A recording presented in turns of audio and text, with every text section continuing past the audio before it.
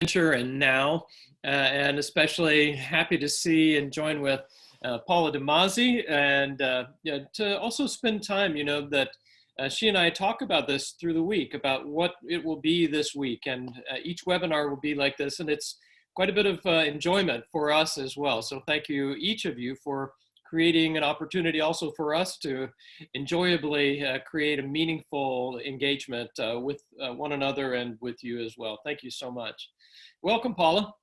Well, thank you, Steve. Yes, it is so enjoyable. And I particularly enjoy the research part, getting ideas and then sharing them. And so that's just been wonderful for me and really helped me through this difficult time of COVID-19. I always feel a little bit of shyness and a slight bit of nervousness. No one ever believes me when I say that I'm shy, but I am. But for me, it's worth it to go through that, to be able to share all this knowledge and create this space for everybody to come together in this community. So what a great opportunity. It's a lovely opportunity, and thank you for really spearheading this and creating this and sharing so profoundly. I remember the first webinar that we did together on clinical mindfulness. I remember just having tears in my eyes at the sort of the poignancy of your own story. So thank you. It's just so inspiring what you've done in your recovery process, and then sharing that, paying that forward, for others to be able to have some hope of nurturing and their well-being in a meaningful way. Absolutely. And actually, when I applied to be in the HEARTraining, what I wrote on my application was that I wanted to be able to share my experience with chronic illness in some way. And here we are. I mean, so it's really, as I've said before, really my dream to come true. So thank you, Steve. Oh, wow. Yes. Yeah. You want to say anything about the arc of your trajectory over these past, I don't know, 2 years, something like that? We started together, I guess, a couple of years ago, didn't we, in the HEARTraining? Yeah. Let's see, probably up until about 5 years ago, I was very, very sick.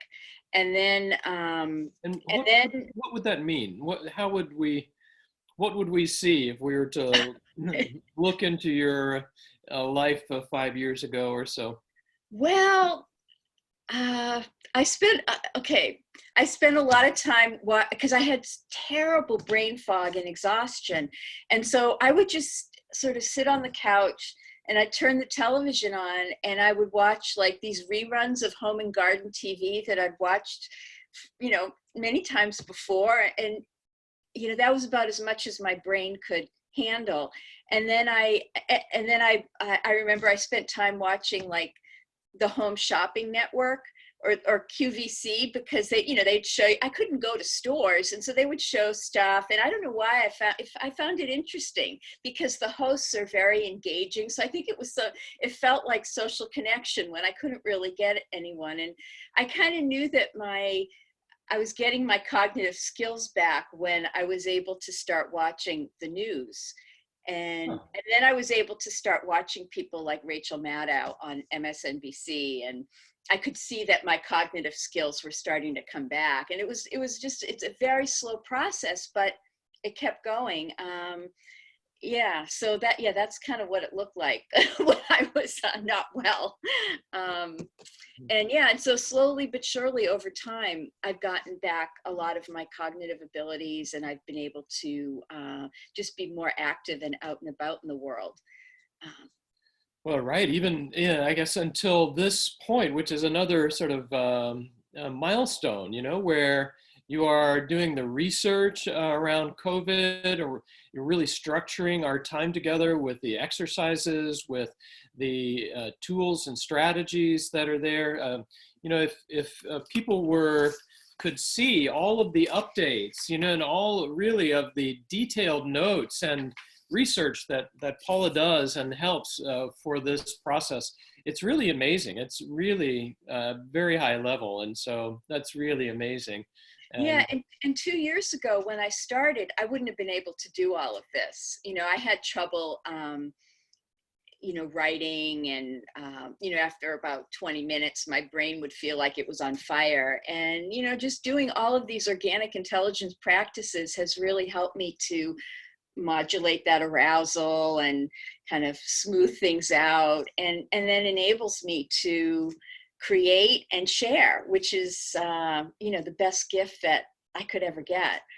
Yeah. We'll talk a little bit about the course coming up that we're doing here, the Nurturing Our Wellbeing course, and we'll get you a link so that if you're viewing this, you can sign up if you like. We really are creating a structure that we believe is fair for everybody to get access in the way that is within their means. But the course will include quite a bit of conversation also around the tools and the framework. And Paula mentioned one, like, as already mentioned, like, how much information can I take in? Like, okay, I can do QVC level, and it gives me sense of social engagement. Or, it's just some notion of how much processing and really thinking in those terms, in the chronic illness world and other places.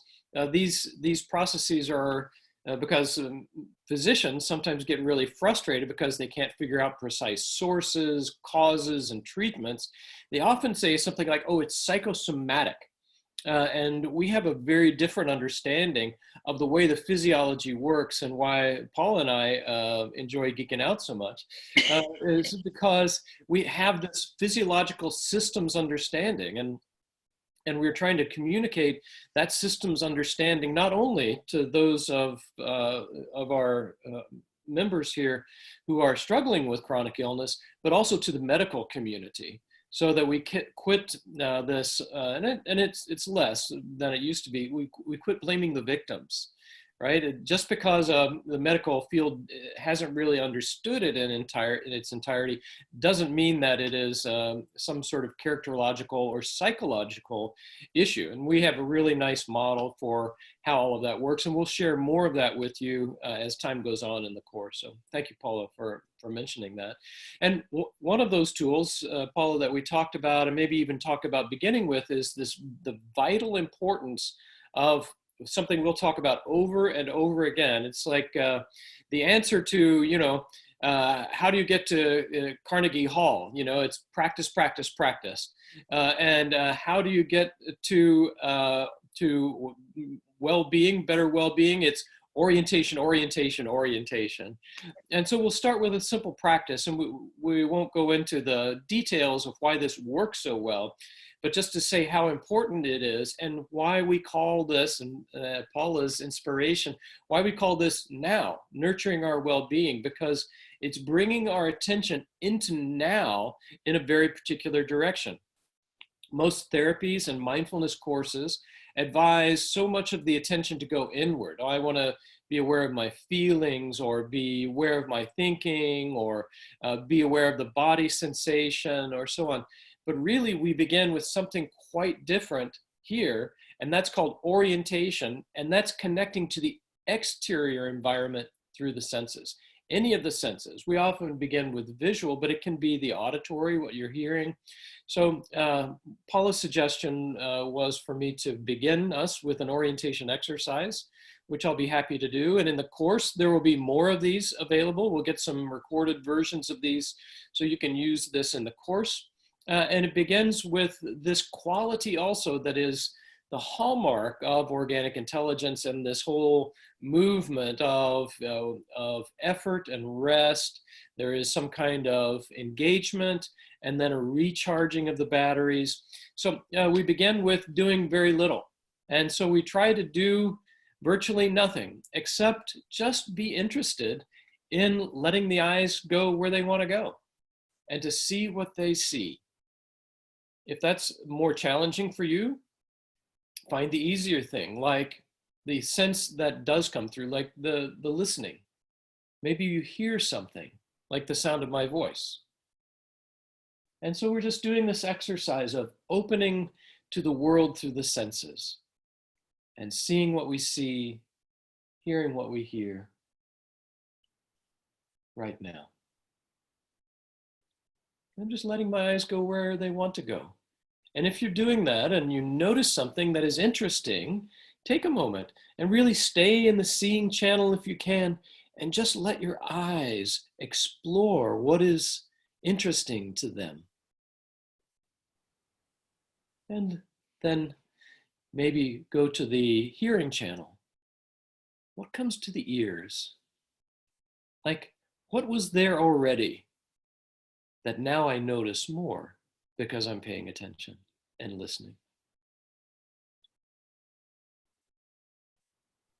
So that's a practice that we will do over and over again. You have an example of it at the first part of this webinar. So you could even, when you get into the course, you could even click this on and you could listen to the first part of this webinar and use that exercise to remind you how to do these. And Paula has included many of these kinds of resources in the earlier webinars, and the resource list.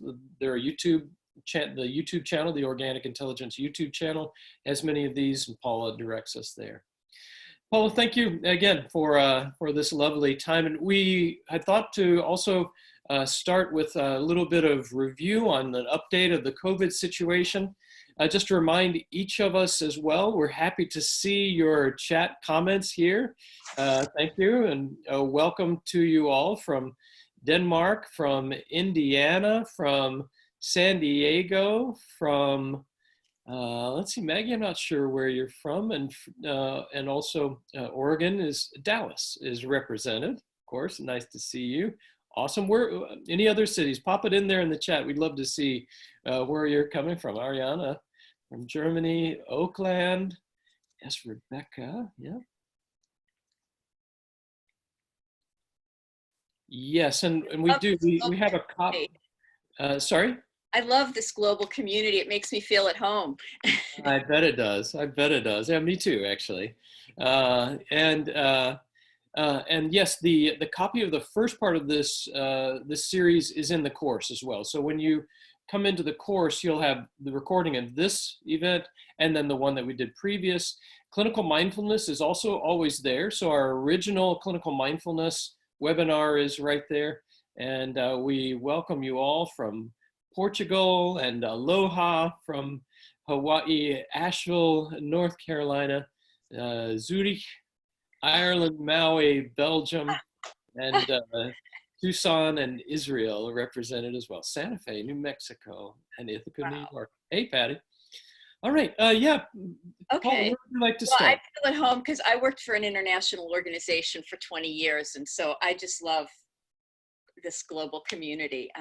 And just as a footnote to this, what you were saying, Steve, about orientation, you know, when I first signed up for the heart training, I would hear people ask you these really difficult questions, and 9 times out of 10, the answer was orientation, orientation, orientation. So I just say that so that if you're ever feeling overwhelmed, just think orientation, orientation, orientation, and 9 times out of 10, it'll help. And we need that as we sort of do this. I'm going to do like just a brief update on what's happening with COVID-19. You know, the research is just flying out of universities. It's amazing how much is going on and how much we're learning about COVID-19 because it's a brand new virus. And some research that came out in the last few weeks showed that people who don't have symptoms may actually have the virus, and so they're spreading it. And also that there may be the virus is getting spread because it gets aerosolized, like this very minute spray when we speak and even breathe, and the virus particles are tiny, tiny. So because of that, the CDC here in the United States, the Center for Disease Control, made a recommendation that we wear like a face covering over the nose and mouth when we go out, you know, to protect others in case we have it and don't know it. And obviously to protect ourselves.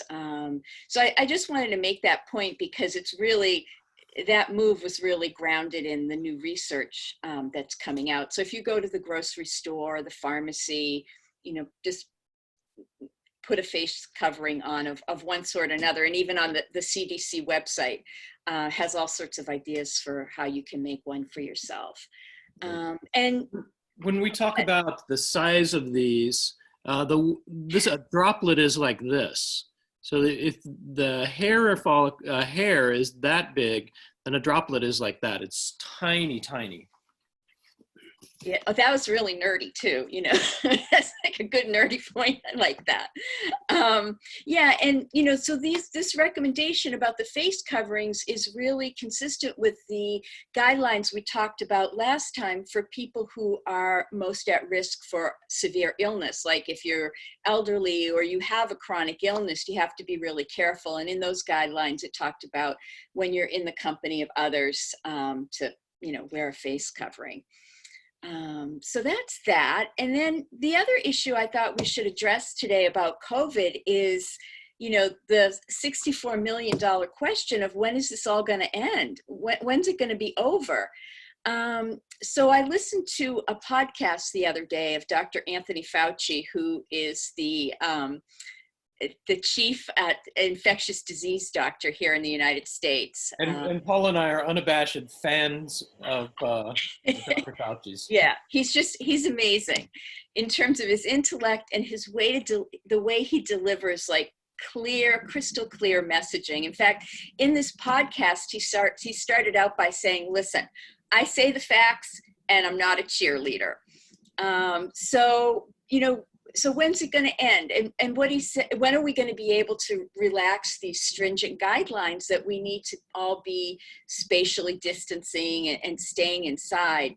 And what he said was that it really has to do with the behavior of how many new cases there are. And we'll reach a peak, and then because of all this social distancing, that peak will start to decline. We'll start to decline from the peak. But he said, until that happens in a really, really convincing way, we can't relax all of these stringent guidelines. And he said, I need to feel really convinced that we're on this, you know, very rapid decline. And he said, and even when that does happen, we're going to have to take baby steps toward normalcy. So he said, for example, like now, you know, you can't have any big events like, you know, the HEARTraining. He said, maybe when we're ready to start taking baby steps, we'll say, well, we can have groups of 10 people, but they'll all need to wear face coverings, something like that. And he said, and we will continue, I think he said something like, we'll continue to be obsessive about washing our hands, and we will never shake hands again. So he said, because that's one of the prime ways that these viruses get transmitted. You know, and I think it's this is so relevant for our audience here, our members, because this virus is not going away. It's not going away, and so building immunity, we hope, will happen over time through vaccinations, really safe exposure. But until that time, for those of our community who have compromised immune systems or other particular vulnerabilities, staying quite safe and protected is up to everybody. It's up to us in particular, each individual, but also those of us that maybe are out and about really have the responsibility to cover up and limit the possibility of exposure to others who may not know even their vulnerability. That's right. That's absolutely right. Yeah. And, you know, what he said was that the game changer is going to be when we get a vaccine. And there's just so much activity that's so many resources being brought to bear on developing a vaccine, but it's probably like a year away at best. So, you know, I think, so there's going to be a lot of steps that have to happen for us to move out of this, the place where we are now. And, you know, he put it very starkly and crisply. He said, it's not like, we're just going to flip a switch and everything's going to go back to normal. It's going to be this slow phasing in of a return to normalcy. Yeah. The thing that you said, Megan, really reflected on here, baby steps toward normalcy, just like recovery within the context of chronic illness. Totally, totally. Yeah, and that's exactly how I would describe my trajectory of, coming out of that very ill phase of my illness. Well, Little and steps. when I work sometimes with people with chronic fatigue, this push to do more is it's almost like there's so much pent up. "Oh, I want to get back to doing the things I was wanting." When people begin to feel better, there's immediate like sort of doing too much, and then the sort of pushback again, and like just finding that line between doing too much, too little, like really needing to push the system ever so slightly but not going over. That's such a hard sort of line to find. It really is. And one of the ways I've dealt with that is by doing preemptive resting. So I'll just take a nap every afternoon just to kind of give myself time to slow down. Preemptive resting. Can you Yeah. say more about that? I love the sound of that.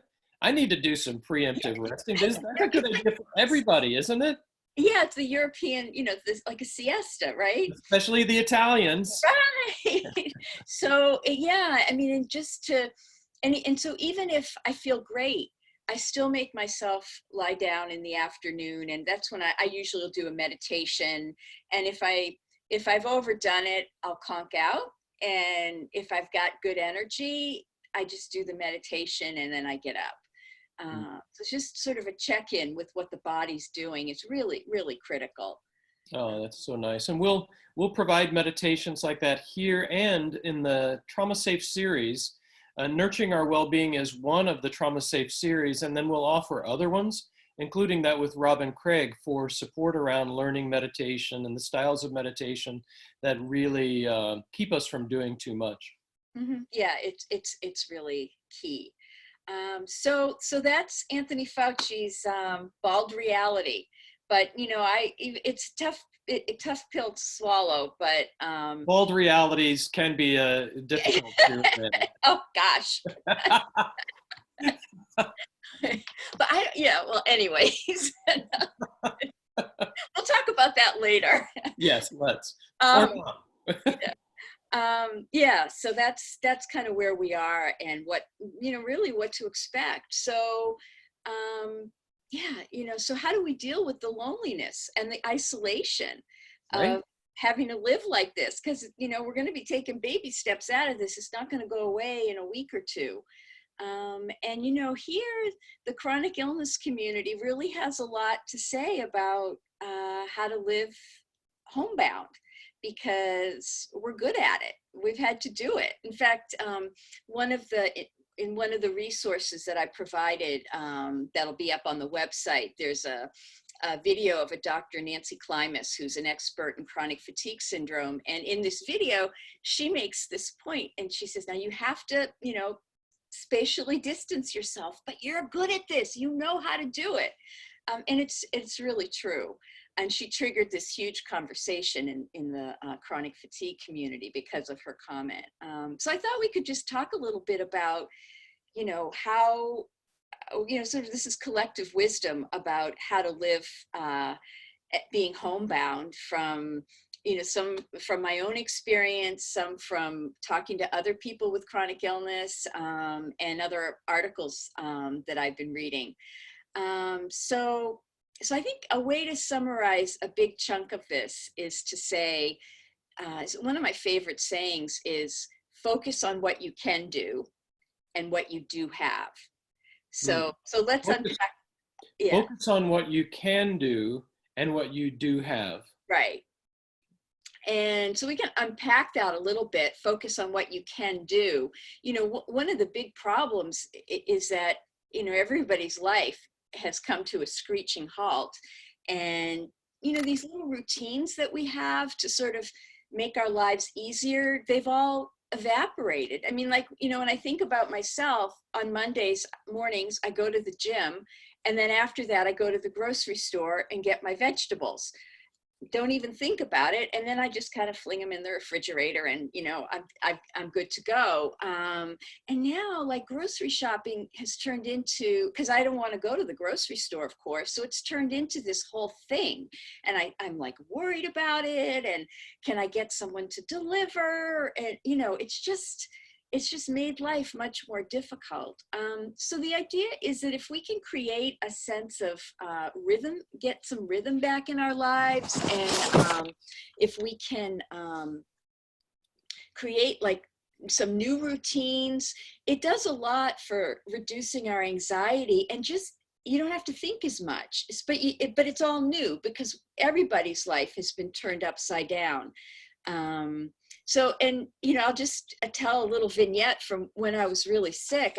So when I first got sick, my life came to a screeching halt, and I had a job where I was working like crazy all the time. And so I found myself at home sick with these two Cocker Spaniels, and not sort of thinking, what am I supposed to do, with one day kind of morphing into the next. And it was really one of my dogs who helped me, because she had a lot of anxiety, and it turns out she liked her days to be very structured. So she'd wake me up at the same time every day. I'd go downstairs, I'd put the coffee on, she'd be looking at her leash, and then we'd go out, we'd sniff the same spots every day, come in. I mean, it was just this, I called it the procedure. And we had our procedure. And then at night, if I was, lying on the couch, kind of in a fog, watching something on television, she'd get up on the stairs. If it was like our bedtime, she'd get up on the stairs and start huffing and puffing at me like, okay, it's time to go to bed. So this kind of procedure got ingrained in my life. And honestly, it really kept me afloat initially, because I knew what to do next. When, everything just was upside down. At least I kind of had that rhythm in my life. And so I thought we could talk about some suggestions about how people can, recreate the procedure or the rhythm that's gone, all those, all the structures that were in place that have just, broken to pieces. Right. Yeah. Well, and of course, the one of the temptations is to go, okay, so I'll get my schedule down. At 8:15, I'll go for a walk, and then at 8:45, I'll be back, and then at 9 o'clock, it's so. Just to say, our general approach, as Paula has said in all of our previous webinars together, is that you add things very slowly. So it might just be like, okay, I'm going to try to institute that walk at 8:15.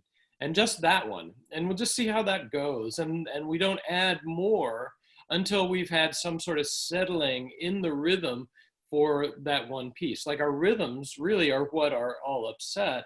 So sort of balancing or bringing rhythm back will happen very slowly, and needs to be absorbed slowly, like digested slowly. Don't eat a giant Italian meal, just a little antipasto first, just a little antipasto, and then we'll see how that goes. Yep. Right. Exactly. So a great place to start, as you mentioned, Steve, is just going outside, trying to get up at the same time every day, and getting some sunlight before 10 a.m.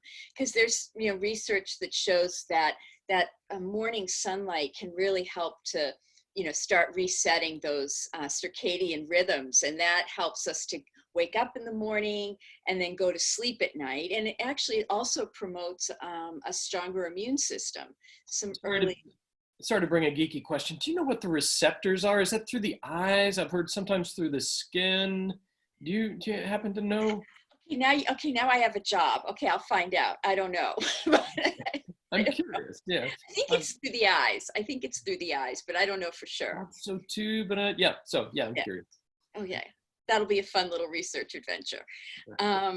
Yeah, so committing to getting up and getting outside is really, really helpful. And then small bits of exercise. When people think, oh, it's not really exercising unless somehow you start get your heart rate way up, but really just some small movement, even if it's just a little walk around the block, is worth it, and just helps to get the body moving. And I know for myself, it makes me feel empowered, and it has always made me feel empowered, even when I could barely do anything, to make an effort to do the exercise. But exercise in this context has a different meaning.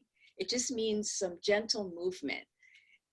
Right. And engaging and being sensitive to gauge where that level of, like, even like the loss of energy, like the loss of impulse to move is, like if you're like, oh, I feel really good, so I'm going to walk, a half a mile. And so you walk a quarter of a mile. And it's like, oh, actually, I'm really tired, but now I have to walk back, So keeping that in mind somehow.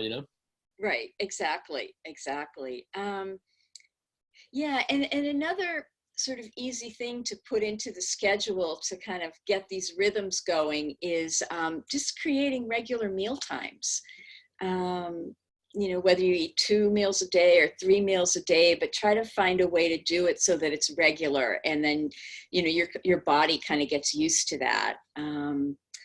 That's also very helpful.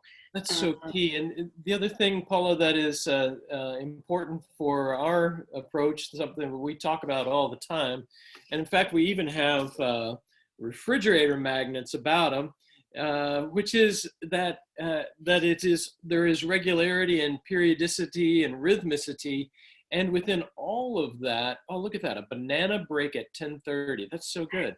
Yeah, and is the enjoyment of it. Mm-hmm. Right. So if there is walking and movement, I'm focusing on what about this is enjoyable. What am I enjoying? If it's food, rather than, oh, now it's so regimented, I have to be like a soldier. Really, what is the enjoyment of it? And really soaking up as much pleasure as possible in really the simple things, which is in the end what life is all about. Exactly.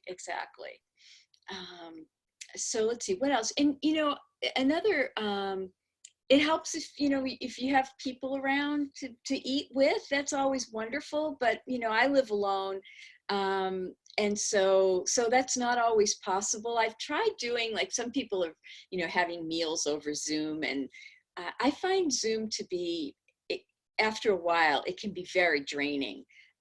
So I'm always a little bit cautious about saying, oh yeah, that's a great idea, because it can be extremely draining. And some people have, like you'd mentioned, oh, I'll have just watch TV or something, not too challenging. Some Right. people have TV or radio or something going on in the background, and just gives a sense of like, oh, there's company here somehow. So some people have success with that. Yeah. And as you've repeated so much and so well, it has to be tailored to each individual person, what feels best for you. And it's all trial and error in this way. Mm-hmm. Oh yeah, lots of trial and error. Yeah, so yeah, and then just having a regular, just I'm looking at my notes here, a regular time to go to bed, because it's so easy, to get sucked into watching Netflix and all sorts of other things that that can really throw your system off too. And as I said before, spending time doing some kind of mindfulness practice, and that's a whole other trial and error thing, and so individual. And we talked a lot about this in these 2 clinical mindfulness webinars that are also going to be on the Now site, on the Now page. But it's such an individual thing. But I do think that it really, really helps to just slow the system down. Like, I like it in the afternoon, just slow the system down, check in with where everything is, and that can be very nurturing. Yeah, and really this whole less is more process, that is, we try the smallest possible dose of change, and just to see, because we don't know when we do a little change how it'll affect the whole system. So we do the smallest possible thing, and then we see, do I tolerate that or not? And it's so slow, it's so incremental, it can be discouraging, but it is so much better than doing just a little bit too much and then the system pushes back pretty hard. Yeah, and you put that so well, Steve. That's exactly what we're doing with the COVID-19, seeing if we can relax, just small little steps to see if we can relax the restrictions and not have another viral outbreak. Yeah. So that's kind of like what we can do. So do you have anything else to say on that, Steve? Just that Heather was saying, uh, it's hard to feel and find a safe place outside because people aren't taking care and they don't understand the feeling of vulnerability and the actual vulnerability from people around chronic illness. Yeah. And also the feeling of that lack of understanding leaves people feeling like, oh, I need this support, and yet I feel my anxiety around all of this leads to like freeze and just can't think clearly, right? And all of that really is such a disturbance, and the isolation, that you mentioned. Yeah, and I went out, tried to go out for a walk last Saturday, and it made me really anxious because people weren't really respecting my 6-foot boundaries. And so what I've taken to do is, and I hadn't tried to go outside for except like I have a little porch thing. I'd go out there for a little bit, but I walk around my house, walk around the kitchen just to get movement.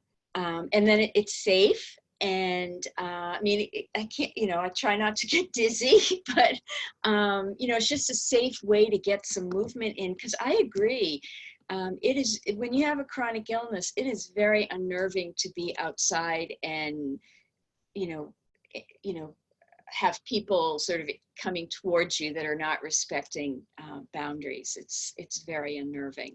Yeah, So that's just one suggestion for how I have dealt with it. right. Um, Ron has kept up with some Zoom meetings. I see Ron also on social media as well. Geeky Feriaiolo says, as a mental health professional, I'm holding to questions on what we can do now to help folks soften this learned fear around others and fear around touch. And Geeky, we have a particular approach here with organic intelligence, and it's this focus on enjoyment and pleasure. Our systems, we say they always have these two sides. And so on the one side, I may have fear, and so I isolate.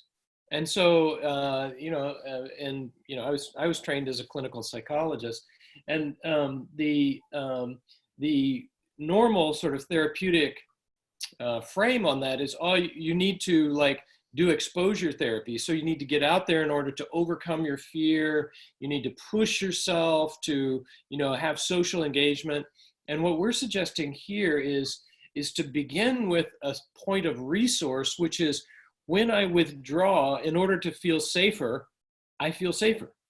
And I then try to feel that safety and the quality of that safety. And in particular, we're looking at the qualities of feeling well in all of our channels. And we have this graphic of the channels of experience, which is ISOMA, which stands for image, sensation, orientation, meaning, and affect. So we really try to find, where do I feel the safety? If I am withdrawing, then there may be the thought, oh, I'm withdrawing, I'm bad, I should get out more. But maybe there is the sensation of relaxation when I don't feel like I'm under threat. When I move to someplace where I feel safer, I may have the affect of feeling safety. And so I really focus on those experiences that feel better, and I build up from there. And I build the experience, one, of being able to feel better and feel safer. And from that point of safety, that gives me a foundation from which then to push.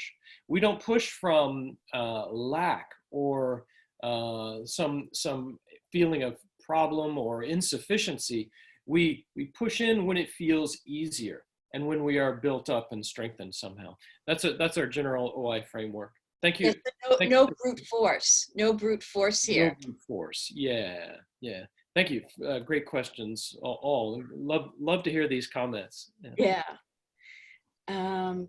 Yeah. So that's kind of what you can do to kind of recover a sense of agency, sort of a sense of control over what's happening in your life on a day-to-day basis.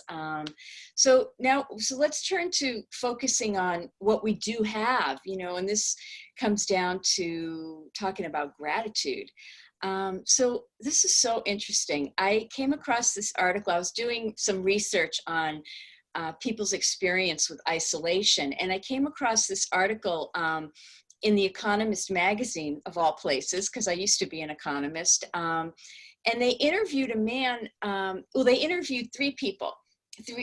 One who had been a hostage in Beirut, one who had chronic fatigue syndrome, and one who was an astronaut. He'd been in space for a very long time. All people who dealt with extreme isolation, and really the messages were very similar. I never thought I'd have something in common. Oh, and also I read some stuff about submarine operators. So I never thought I'd have stuff in common with astronauts, submarine operators. It seemed kind of amazing. But anyways, so this man who had been, he was quarantined in Italy. I'm gonna have to put my glasses on for this.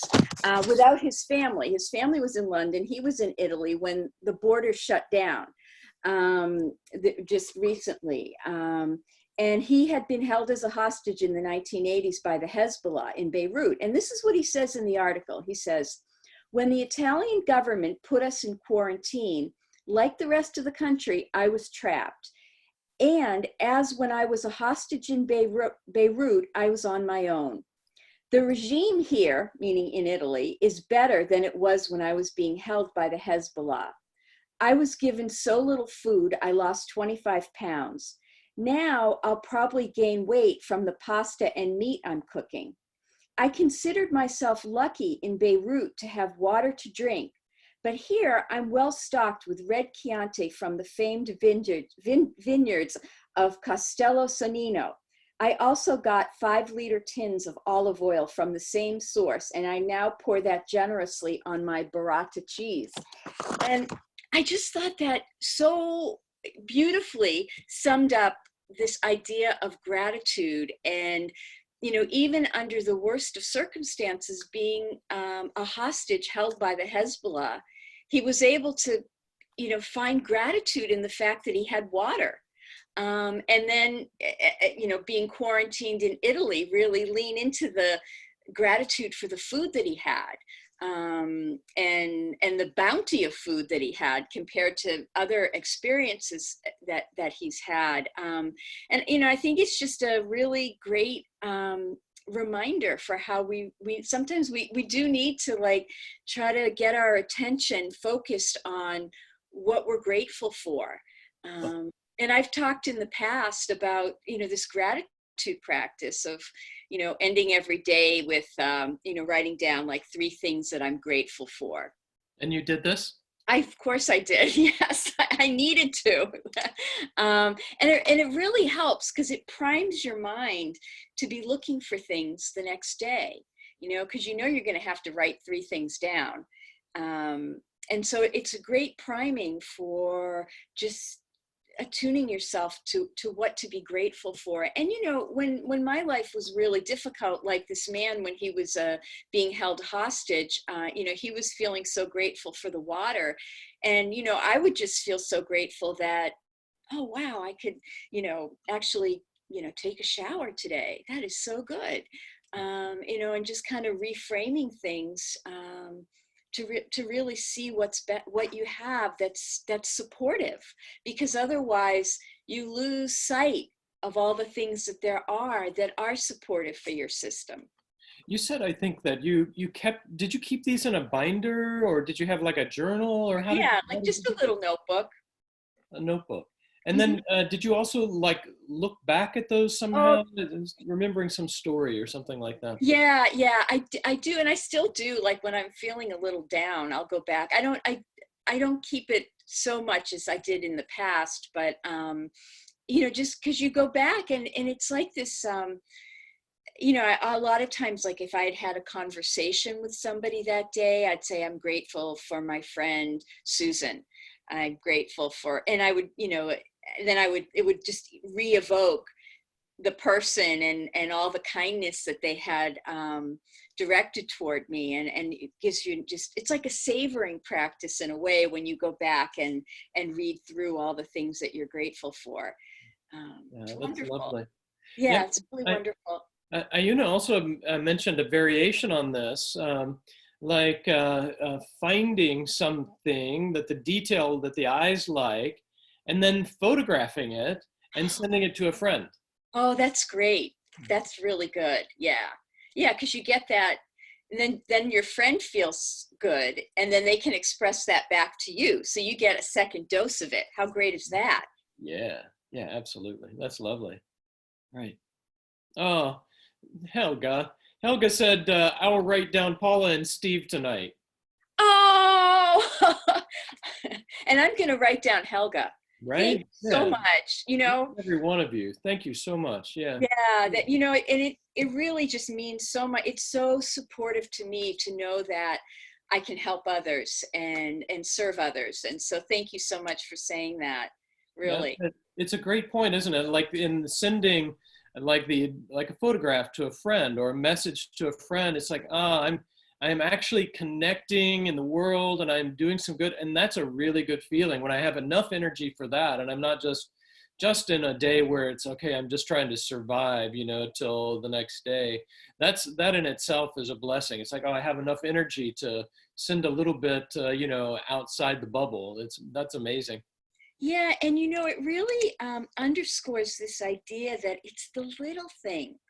It doesn't take a lot of effort, like to send the photo, and then receive the goodness back. It's these little things. It doesn't have to be anything spectacular. In fact, I think that you know to me, real life is based on a combination of all these little things. Yep. And we have this notion in organic intelligence of an orientation to pleasure.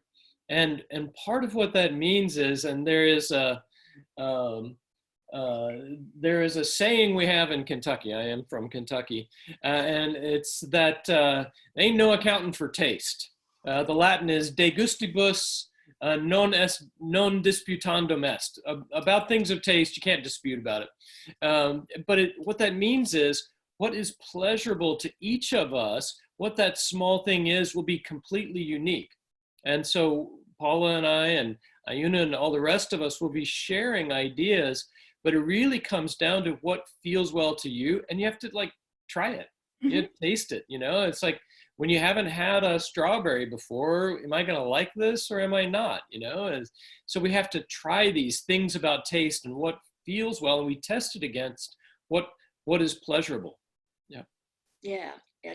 And Steve had commented when we first got on the phone before this, on Zoom. Steve commented on my bunny rabbit here, and I was telling him that I keep things around me that evoke positive feelings, and so this bunny rabbit reminds me of one of my dogs, because when she would want a treat, I use it as a doorstop actually, and when she would want a treat, and if I didn't get her the cookie, she'd go over to the rabbit and whack it and knock it over, like as a sort of a statement about yeah. So I look at it, it makes me laugh. Oh, for sure. Yeah. No cookie, and the bunny gets it. The bunny's dead. Yeah. So yeah. So I just look at that, I smile. It's a wonder. And I'm so grateful. Would you just invite us all to pop in something in the chat box? Yeah, definitely. Gratitude. We'd love I'd love see. to send some ideas, and then we can send them back, right? Right? Yeah. Love the laughs and the energy and supportive encouragement advice. That's what we're aiming to do, Yep. That's really good. Really, really good. And we did, what about this? I can imagine, and this too, when it's really hard, when it's one of those days where, it's just really hard, one of the things that compound is, oh, they said I should do gratitude practice. I don't feel it. I don't feel grateful. I'm in pain. I have no energy. I'm depressed. And I can't do that. Now I feel guilty because I can't do my gratitude practice. What about days like those? Well, sometimes just getting to neutral is a good day, you know? And so whatever it takes, finding things that are just neutral can be a relief. And, I think for every person it's different, but just finding a place that's like a break. So, I mean, sometimes I'd just get in my bed and put the covers over my head. I need a break. Yeah. And I felt safe, and it's like I can only take so much. Right. So yeah, I'm not, okay, so I need time in my bed with the covers on my head. It's okay. Yeah. And so giving yourself freedom. Yeah. And we can use strategies like noticing feeling better also. We don't have to go from feeling like burning pain to, wow, I'm pain free. But just the shift, or like fatigue from, those I can't hold anything up to, oh, now my eyes can open. That shift, and noticing that shift is key. And we can then compound that shift. Like if my sensation becomes a little easier, I can put in the thought like, oh, it's a little easier now. The temptation is to put on the thought like, oh, great, now I can open my eyes. What a big deal, So, to try to notice the shifts where things get even a little better. So it doesn't have to go from bad to good. It can go from bad to less bad. And then I try to compound when things shift by adding a thought, for instance, a meaning that says, okay, that's a little better. Or something like that. Or I could imagine, wow, even feeling a next step, right? Or orienting, getting into orienting, which is the house of neutrality. Like orienting isn't, it's not the 1812 overture, da, da, da, da, da, da, right? It's just like normal reality right here, right now. And that's neutral. That's pretty ordinary. And to develop this taste really for the ordinary, like you say, it's the simple things really that make up our life. Yeah. And also I just lost my thought. It's gone. It was something to do with, nope, it's gone. How do you cope with that? Like you could go, oh gosh, here I am on a webinar and now I lost my thought, or how do you manage? You don't look super ruffled by that. How do you do that? Well, I guess I don't hold myself to standards of, I'm not perfect. I'm just a human. I'm so thrilled to be here helping. That's kind of my mindset. Just a human, and, just a human. Wow. Yeah. And you know how that goes, which is like our humanness and vulnerability that makes us like more available for connection somehow, and that creates more community. It's the facade of being perfect and awesome that kind of keeps us isolated in some ways. I agree. I completely agree. It keeps you isolated from other people, and also from your own perspective, but also how other people see you. Because then I wouldn't have the courage to do things if I had to be perfect. Yes. Ayuna shares, I love this. You're human. I see you. I would like to join that subgroup. Oh. Right? I'm with you. Paula DeMasi, the submarine captain. Exactly. Yep. Exactly. Yep. Yes. We'll be the subgroup for sure. Yep. So fascinating. Research, I love research because you just get different perspectives. it's just so fantastic, and to be able to share it in this forum. So Oh, fantastic it is. I should take a moment to share with our friends here also about the course, and the course and how you can get in there. I'll share my screen here. It is Nurturing Our Wellbeing. I don't know if you can see the bar up here, and maybe I can get this into our chat box. Uh-huh. So here's our, and we'll just put this in a few times. And this is where you can then look a little bit more at the website that is coming for us, and it's a course, and you can sign up for that. And you'll get reminders of that in particular. There'll be monthly webinars that Paul and I will do. There'll also be a chance of group being together. Nathan Ream and Paula will be getting together with people. So if you have more questions and would like a little bit more coaching in this, that's a time to get together to share your experience. And there will be lots of other resources there. And we will be offering these resources in the spirit of our care for you and compassion for all living beings. And it's such an honor to be with Paula DeMasi. But these resources are all about when it's right for you. Like there's no agenda or thought that it should be a certain way. Finding your way, that's what we're here to do, is to help each person find their own way, help you find your own way. And so there is a variety of ways that you can support our work here, and there are lists of ways that that can happen in these three levels of support. At Organic Intelligence, we are bringing all kinds of support to many groups of people, and and looking at support for healthcare workers in this time, the support for developing a meditation practice for children, for families. And so if you are able to provide this extra level of support, then we are super grateful. And if your place is to just share from this level, then simply provide prayer and metta, send us love, pay it forward, tell a friend or post online about us, send us an email of encouragement. Our email is now@organicintelligence.org. Tell somebody about our End of Trauma course. That's where many of you have come in from the End of Trauma course and have used these skills that we're talking about here to really be incorporated into your life. And the best thing you can do, of course, and this is true for all of us, grow, heal, and be well. And that'll be the honor that is ours. Paula, I'll speak for us both. It'll be the honor that we have if you then are feeling better, doing better. Yeah.